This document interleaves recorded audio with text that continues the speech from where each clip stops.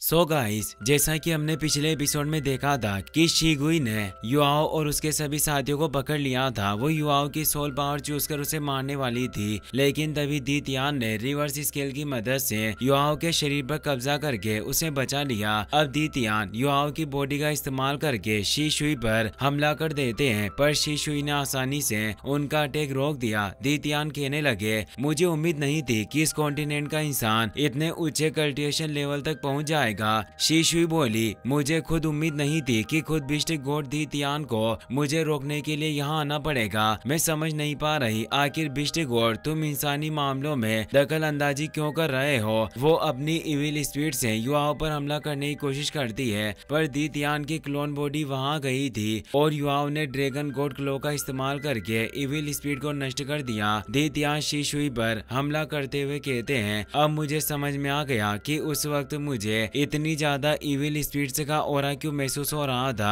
तुम बिस्टिक God tower का इस्तेमाल कर रही हो और ब्लड डीमन पपेट सच में तुम्हारी मार्शल सोल है जो स्पिरिट्स को निगलने से ताकतवर बनती है। वो अपने ड्रैगन की मदद से उसे पकड़ना चाहते थे, पर शी शुई ने अपनी ब्लड डीमन पपेट की मदद से क्लो को नष्ट कर दिया और दी तियान से लड़ने लगी। दी तियान बोले, तुमने सिर्फ अपनी blood demon puppet martial soul की पावर को बढ़ाने के लिए अनगिनत लोगों को इविल स्पिरिट्स में बदल दिया, जिनमें कई सोल बिस्ट भी शामिल थे। तो क्यों ना आज मैं तुम्हें मारकर उन सबके नुकसान का बदला लूं। उन्होंने अपनी 10,000 ड्रैगन फ्लेम्स की मदद से उस पर हमला कर दिया। शी शुई अपनी 7th soul skill martial soul true body को एक्टिवेट कर लेती है और आसानी से ड्रैगन फ्लेम्स से बच गई। वो कहती है, तुम सच में बहुत ही ज्यादा ताकतवर हो, पर अफसोस की बात है कि तुम अपनी असली फॉर्म में मेरे सामने नहीं आए, इसीलिए अभी तुम मेरा कुछ नहीं बिगाड़ सकते। और अगर तुमने ज्यादा वक्त तक युवाओं के शरीर को अपने काबू में रखा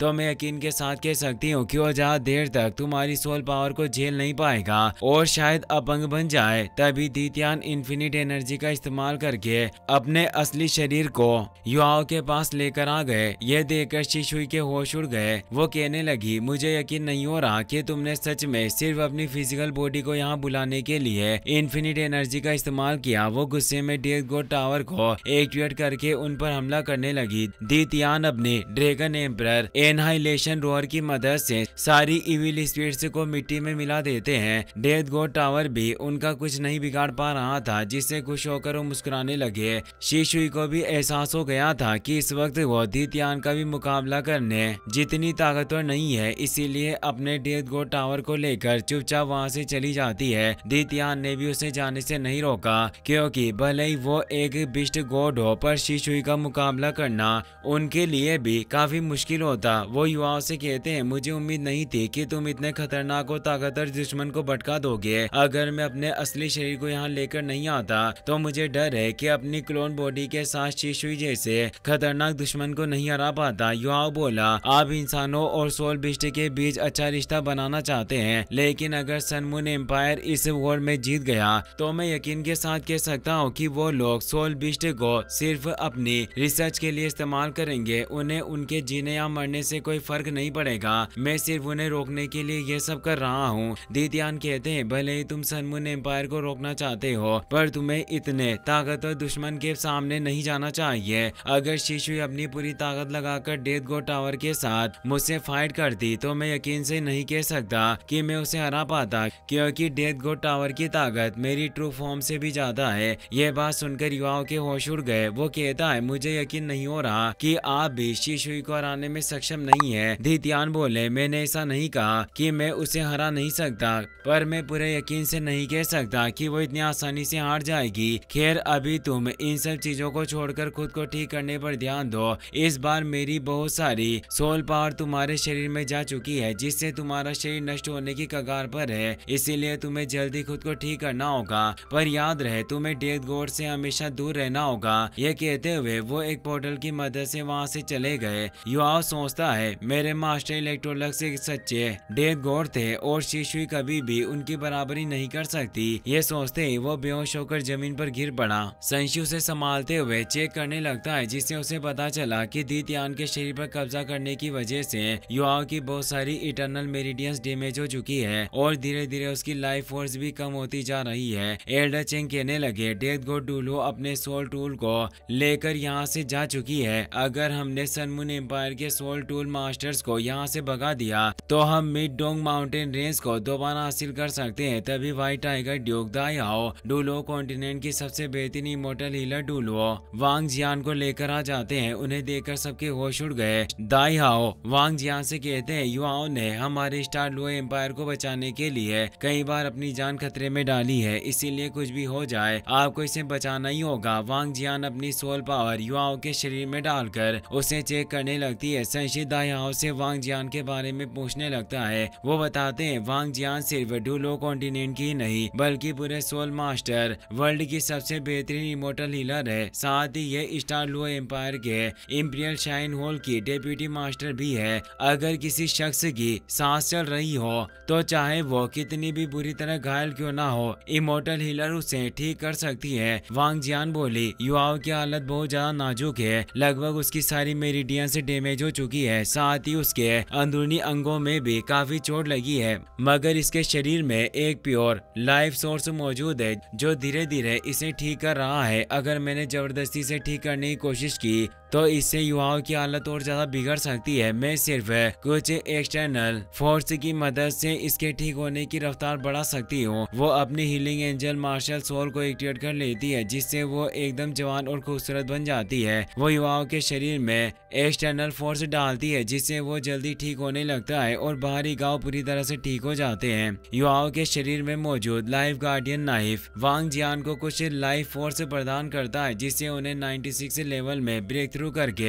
हाइपर डुलो बनने का मौका मिला। इससे वो काफी खुश होती है। संशी युवाओं को आर्मी कैंप में ले आया ताकि आराम करके वो ठीक हो सके। ये गोई युवाओं का ध्यान रखने के लिए उसके कमरे में रुक जाती है जिससे वुतोंग गहरी सोच में डूब गई। अगले दिन वांग जियान युवाओं को चेक करने के लिए आती है और अब उसकी हालत में काफी सुधार था पर उसे होश नहीं आता। वांग जियान ये गोई से कहने लगी, तुमने युवाओं का बहुत अच्छी तरह ध्यान रखा है जिससे उसकी हालत में काफी सुधार हुआ है। ये गोई कहती है, मैंने ये बात किसी को नहीं बताई पर कहीं ना कहीं मैं युवाओं को पसंद करने लगी हूँ, इसीलिए जब भी उसे चोट लगती है मुझे बहुत बुरा लगता है। वुतोंग ने टेंट के बाहर खड़ी होकर उसकी बातें सुन ली थी और चुपचाप वहाँ से चली गई। वांग जियान ये गोई को बताती है, तुम्हें जानकर बुरा लगेगा कि युवाओं के दिल में पहले से ही कोई लड़की है और वो उसे बुला नहीं पा रहा, इसीलिए बेहतर होगा कि तुम युवाओं को भूल जाओ। तुम बहुत ही खूबसूरत हो और तुम्हें कोई अच्छा लड़का जरूर मिलेगा। संशी और बाकी सभी साथी बारी बारी से युवाओं का ध्यान रखने के लिए उसके कमरे में रात बिताते हैं। वुतोंग भी युवाओं का ख्याल रखने के लिए रात को आ गई। वो कपड़े से उसका शरीर साफ करती है ताकि उसे कोई परेशानी ना हो। उसके छूते ही युवाओं वांग डोंग का नाम लेने लगता है जिससे वुतोंग सोच में पड़ गई। वो कहती है, तुम हर वक्त वांग डोंग का नाम लेते हो, जरूर वो कोई बहुत ही खूबसूरत और अच्छी लड़की होगी जिस वजह से तुम उसे बुला नहीं पा रहे। ये कहते हुए उसकी आग लग जाती है और जब अगली सुबह वुतोंग की नींद खुलती है तो उसके हाथ को युवाओं ने पकड़ा हुआ था। इससे वो बहुत शर्मा जाती है और उठकर उससे दूर चली गई। संशी और बाकी साथी युवाओं को देखने के लिए आते हैं। उनके आते युवाओं को भी होश आ गया। वो सबसे पहले स्टार लुओ एम्पायर की हालत के बारे में पूछता है। संशी बोला, तुम्हें फिक्र करने की जरूरत नहीं, इस वक्त हालात काबू में है और टाइटल डुलो ने मिंगडोउ माउंटेन रेंज को भी अपने कब्जे में कर लिया है। इस वक्त तुम्हें किसी चीज के बारे में सोचने की जरूरत नहीं, तुम बस खुद को ठीक करने पर ध्यान दो। युवाओं बोला, व्हाइट टाइगर ड्यूक के होते हुए मुझे स्टार लुओ एम्पायर की कोई फिक्र नहीं है। मैं जानता हूँ कि अब वो दोबारा कोई गलती करके सन मून एम्पायर को खुद पर हावी नहीं होने देंगे। मुझे डर इस बात का है कि अगर सन मून एम्पायर ने सच में पूरे हेवनली सोल एम्पायर को अपने कब्जे में कर लिया तो शेख एकेडमी बहुत बड़े खतरे में पड़ जाएगी और हमें सन मून एम्पायर का सामना करने में बहुत परेशानी झेलनी पड़ेगी। इसीलिए जितनी जल्दी हो सके हमें शेख एकेडमी लौटकर सबको अलर्ट करना होगा। संशी कहता है, तुम सही कह रहे हो और मैंने भी पहले ही सी गोड पवेलियन में डेथ गोड टावर की सारी जरूरी जानकारी भेज दी है ताकि एल्डर जुआन और बाकी एल्डर से उसका मुकाबला करने के लिए तैयार हो सके। अब हमें बस तुम्हारी ठीक होने का इंतजार है जिसके बाद हम बिना किसी परेशानी के एकेडमी में लौट सकते हैं। सब वहाँ से जाने लगते हैं और युवाओं वुतोंग का शुक्रिया अदा करता है जिससे वो शर्मा गई और कहती है, तुम्हें शुक्रिया कहने की जरूरत नहीं, बस अगली बार खुद को इतने बड़े खतरे में मत डालना कि कोई तुम्हें बचा ही ना सके। वो टेंट से बाहर जाकर सोचने लगी, आखिर हर बार युवाओं से बात करते हुए मुझे क्या हो जाता है। मैं ठीक तरह से उसकी बातों का जवाब नहीं दे पाती और उसे देखकर शर्मा क्यों जाती हूँ। युआओ मन ही मन सोचने लगा, इस वक्त डुलो कॉन्टिनेंट की हालत बहुत खराब है और हर तरफ ताकतवर दुश्मन मंडरा रहे हैं। अब मुझे भी जल्दी से ताकतवर बनना होगा, वरना मैं आगे नहीं बच पाऊंगा। अगर मैं भी दीतियान की तरह अपने शरीर में सोल पावर को आजादी से कंट्रोल कर सकूं तो मेरी ताकत बढ़ सकती है। लेकिन दीतियान की पावर मेरी पावर से एकदम अलग है। जब उनकी पावर मेरे शरीर में आई तो मुझे ऐसा लग रहा था जैसे शरीर में सोल पावर के बहुत सारे ब्लैक होल्स बन गए हो, जिनके अंदर सोल पावर कभी खत्म नहीं हो सकती। मैं जरा भी सोल पावर को काबू नहीं कर पाता हूँ। तो आखिरकार दीतियान इन्फिनिटी एनर्जी को कैसे कंट्रोल कर पा रहे हैं। 2 दिनों में युआओ की हालत काफी सुधर जाती है और वो खुद खाना खाने लगा। संशी वहाँ आकर पूछता है, तो आज रात तुम्हारा ध्यान कौन रखेगा। उसकी बात सुनते ही वुतोंग के हाथ से चम्मच नीचे गिर गई और सब उसे देखने लगे। युआओ बोला, मेरी हालत अब काफी ठीक है, तो अब किसी को मेरे साथ रुकने की जरूरत नहीं, मैं खुद का ध्यान रख सकता हूँ। अगर मुझे मदद की जरूरत हुई तो मैं बता दूंगा। ये कहते हुए वो कल्टिवेशन करने के लिए चला जाता है। उसकी डेडिकेशन देखकर ये गुई और क्यू क्यू काफी हैरान होती है, क्योंकि वो कुछ ही वक्त पहले ठीक हुआ था और अब सीधा कल्टिवेशन करने लगा। युआओ अपने लाइफ गार्डियन ब्लेड की लाइफ फोर्स को एब्जॉर्ब करके खुद को ठीक कर रहा होता है। वो मन ही मन सोचने लगा, लाइफ गार्डियन ब्लेड की प्योर एनर्जी ने मेरी सारी मेरिडियंस को ठीक कर दिया और अब ये पहले से भी ज्यादा स्ट्रॉन्ग बन चुकी है, जिसकी वजह से मैं अब अपनी मेरिडियंस के अंदर भी लाइफ फोर्स को स्टोर करके रख सकता हूँ। भले ही उस वक्त दीतियान के शरीर पर कब्जा करने से मेरे शरीर पर बहुत ज्यादा प्रेशर पड़ा था,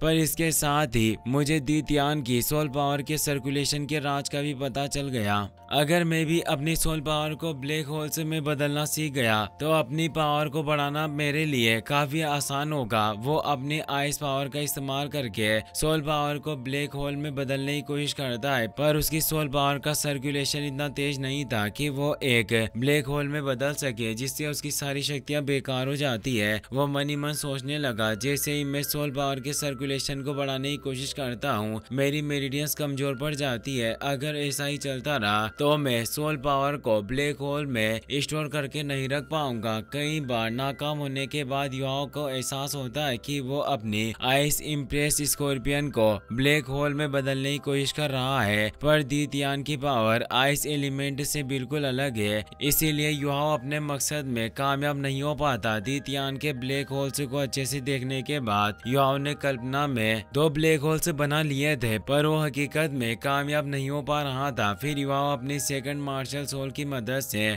आइस इम्प्रेस की अल्टीमेट आइस मार्शल स्किल को एक्टिवेट करता है और उसकी मदद से ब्लैक होल बनाने लगा। वो अपने आध्यात्मिक सागर के अंदर ब्लैक होल नहीं बना पा रहा था, लेकिन शरीर के बाहर जरूर ब्लैक होल बना लेता है। वो अपनी प्योर सोल एनर्जी को एक्टिवेट करता है और बिना किसी मार्शल सोल का इस्तेमाल किए अपनी हेवन सील को एक्टिवेट करने लगा, जिससे धीरे धीरे वो ब्लैक होल बनाने के करीब पहुंच रहा था। इसी के साथ ये एपिसोड यहीं पर खत्म हो जाता है।